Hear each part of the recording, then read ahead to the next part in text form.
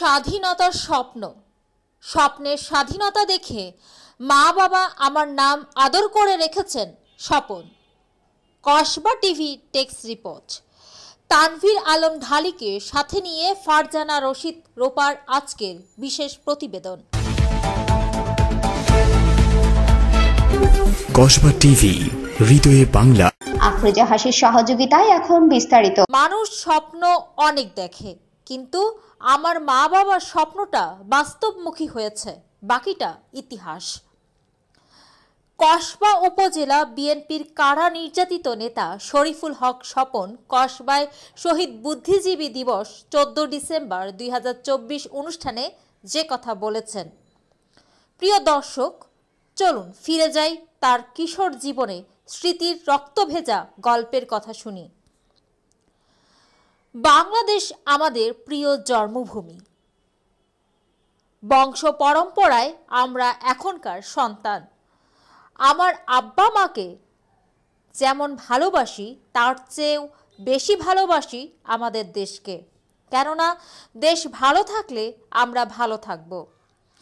1971 সালে স্বাধীনতা দেখি নাই, তাই তো দেশের জন্য আমি লড়াই করতে পারিনি। কিন্তু শহীদ রাষ্ট্রপতি জিয়াউর রহমান মহান স্বাধীনতার ঘোষক। কিন্তু 2024 সালের যুদ্ধ দেখেছি। আমি 1971 সালের পরে জন্মগ্রহণ করেছি। স্বাধীনতার স্বপ্নের স্বাধীনতা দেখে মা বাবা আমার নাম আদর করে রেখেছেন স্বপন। শরীফুল হক স্বপনের পর বাকিটা ইতিহাস।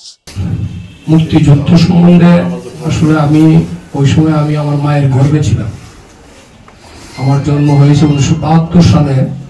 1972 সালে দেশ স্বাধীন হলো 1971-এ, কিন্তু আমি গর্বে ছিলাম। আমার নাম কি রাখা হয়েছিল? স্বপন। এই কারণে রাখা হয়েছে যে দেশ স্বাধীন হবে একটা স্বপ্ন দেখতো সবাই। ওই কারণে আমার নাম স্বাধীনের 25 দিন পর আমার জন্ম হয়েছে, আমার নাম এই স্বপন রাখে। অনেকে বলতো যে নামটি আসলে ইসলামিক নাম হিসেবে অনেকে বলতো না, বলতো যে এটা বাঙালি নাম, বাংলাদেশ সন্তান। যাক, আমি মুক্তিযুদ্ধ দেখি নাই, কিন্তু আমি শুনেছি ইতিহাস বলে শহীদ প্রেসিডেন্ট জিয়াউর রহমান ওনার স্বাধীনতা ঘোষণার মাধ্যমে দেশের মানুষ যুদ্ধে ঝাঁপিয়ে পড়ে। উনি সে পাকিস্তান থেকে পালিয়ে এসে বাংলাদেশে এসে সে চিটাগাং কালুঘাট বেতাকালু থেকে উনি যখন রেডিওতে ডিক্লার দেয় যে বাংলাদেশকে স্বাধীনতা ঘোষণা করা হইল, ঠিক তখন বাঙালি জাতি রেডিওতে যখন শুনতে পেরে যে আমাদের সাথে শুধু মানুষই, আমাদের সাথে সেনাবাহিনী কর্মকর্তারা আমাদের সাথে যোগ দিয়েছে, পুলিশ ভাইরা যোগ দিয়েছে, বিডিআর ভাইরা যোগ দিয়েছে, আনসার ভাইরা যোগ দিয়েছে, তখন মানুষের মধ্যে একটি উৎসাহ জাগে যে আমরা হয়তো এই যুদ্ধ আমরা হারবো না, আমরা সবাই ঝাঁপিয়ে পড়ি। এই যুদ্ধ শুরু হলো এই সেক্টরেই আমাদের শহীদ প্রেসিডেন্ট জিয়াউর রহমান যুদ্ধ করেছে। এখানে যারা মুক্তিযোদ্ধারা আছে তারা ইতিহাস অবশ্যই জানে।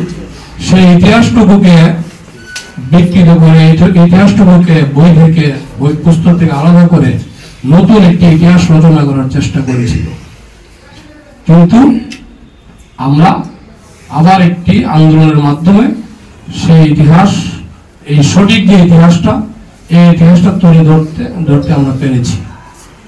এই দেশে আপনারা জানেন স্বাধীনতা যুদ্ধের পর দেশে আমাদেরকে হত্যা করা হয়েছে।